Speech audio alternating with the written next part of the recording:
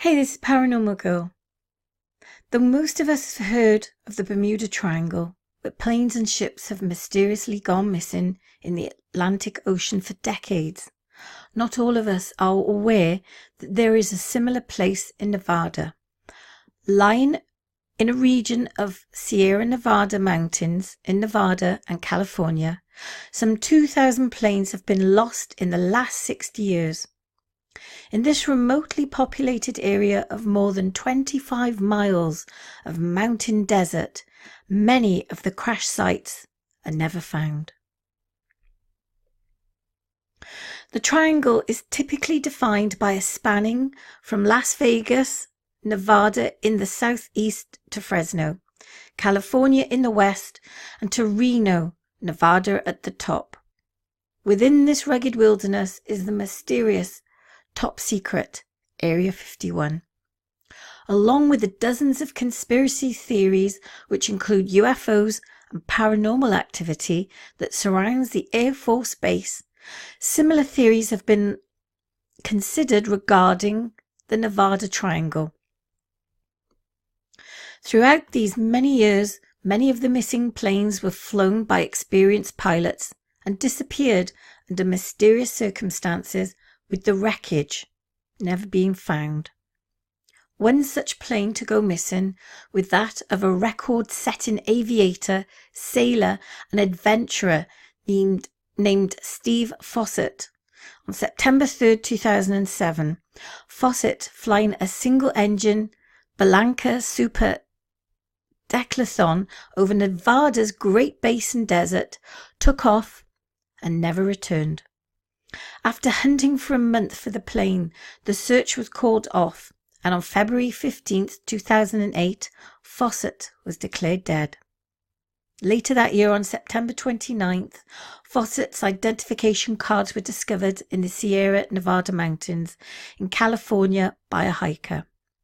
A few days later, the crash site was discovered, approximately 65 miles from where the aviator initially took off. 2 bones were later recovered a half-mile from the crash site, which was found to have belonged to Steve Fossett. One of the earliest planes lost in the Triangle includes a story dating back 70 years when a B-24 bomber crashed in the Sierra Nevada mountains in 1943. The bomber, taking flight on December the 5th, was piloted by Second Lieutenant Willis Turvey and co-piloted by Second Lieutenant Robert M. Hester. They carried 4 other crew members, including Second Lieutenant William Thomas Cronin, serving as navigator, Second Lieutenant Ellis H. Fish, Bombardier Sergeant Robert Bursey, and Engineer and Sergeant Howard A. Wantke, radio operator. The flight was a routine night training mission taking off from Fresno, California's Hammerfield, destined to Bakersfield, California, to Tucson and return. An extensive search mission began the very next day when 9 B-24 bombers were sent out to find the missing plane. However, rather than finding it, yet another bomber went missing. On the morning of December the 6th, 1943, Squadron Commander Captain William Darden lifted off along with 8 other B-24s. Captain Darden, his airplane and remaining crew would not be seen again until 1955, when Huntington Lake Reservoir was drained for repairs to the dam. The investigation into the loss of the second bomber stated that Darden had experienced high wind turbulence and began to lose hydraulic pressure. When the captain saw what looked like a snow-covered clearing, he told his crew to bail out, but only 2 jumped. The investigation stated that the pilot must have mistaken the frozen lake for a clearing. However, the 2 soldiers who parachuted from the plane and survived made statements that the lake was not frozen. When the plane was finally found, it was resting 190 feet below the water with its 5 crew members still at their stations. In the meantime, Clinton Hester, the father of the co-pilot Robert Hester in the first missing plane, began a private search for his son that would last for the next 14 years.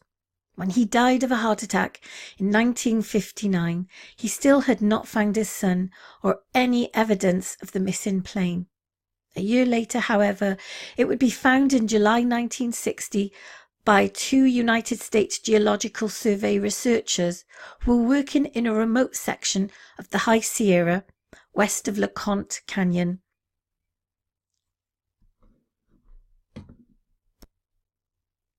In LeConte Canyon in Sequoia and the Kings Canyon National Parks.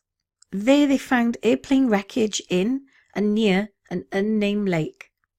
Later, Army investigators revealed the wreckage to be that of the first missing bomber piloted by 2nd Lieutenant Willis Turvey and co-piloted by 2nd Lieutenant Robert M. Hester. The lake is now known as Hester Lake.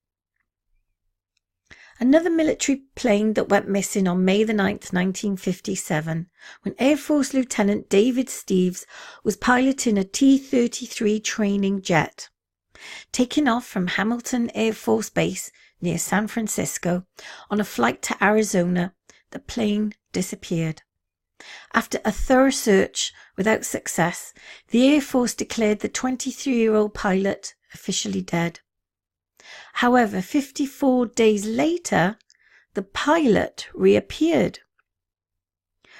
Gaunt and dressed in tattered and filthy clothing, he had made his way to a camp in the back country of Kings Canyon National Park, east of Fresno, California.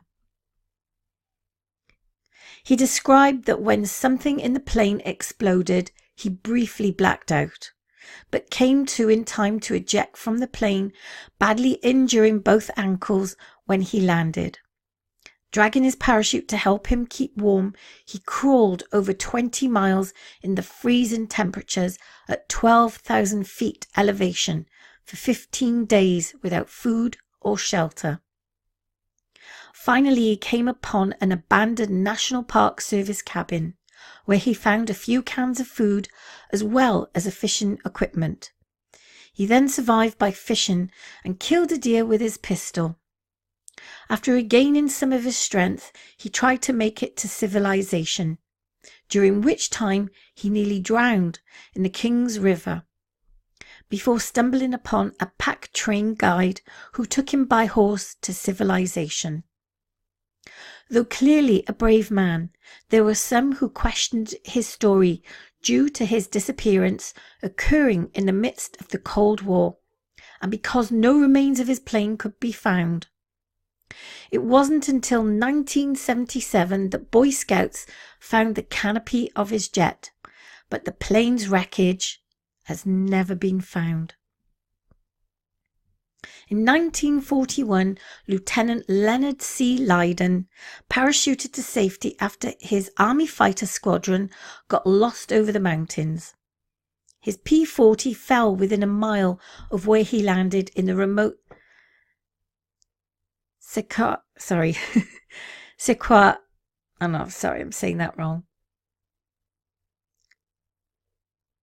Sequoia and Kings Canyon National Parks. To this day, the wreckage has never been found. Another famous case was of missing aviator Charles Ogle, a wealthy real estate developer who lifted off from Oakland, California in August 1964, but vanished en route to Las Vegas, Nevada. The Marine Corps trained pilot was never seen or heard from again, and his plane has never been found.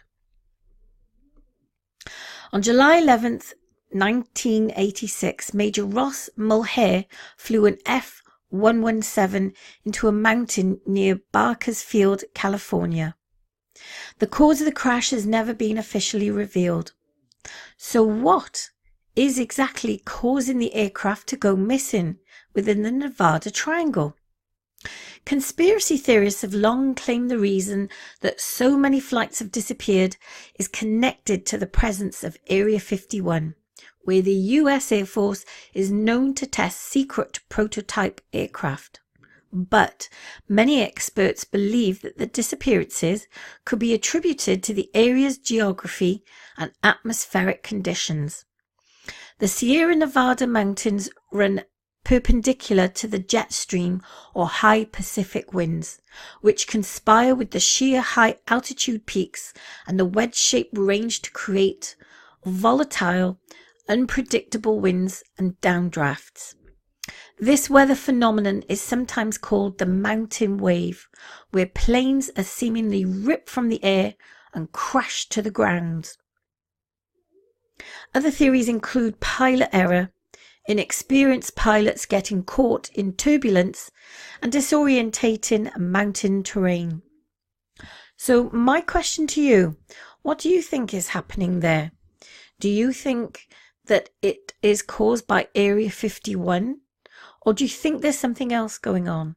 Maybe, like the Bermuda Triangle, could it be that they've hit a portal?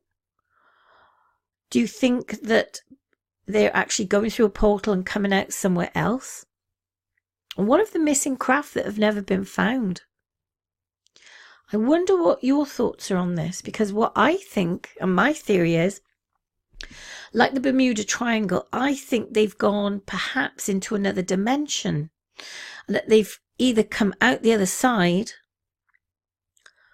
or that their aircraft is in there and they've managed to escape. Whatever the reason is, whatever the explanation is, it still makes for a very interesting case. And what about Area 51? We know that there is an Air Force base, a secret Air Force base, that they are using prototype aircraft. Another theory is, are they using alien technology? And if they are, which has been speculated this is what is going in Area 51, are they the cause of the disappearing aircraft? Is this so secret that they do not want anyone to know what is going on? Leave your thoughts in the comments below. I'd like to hear your theory on this.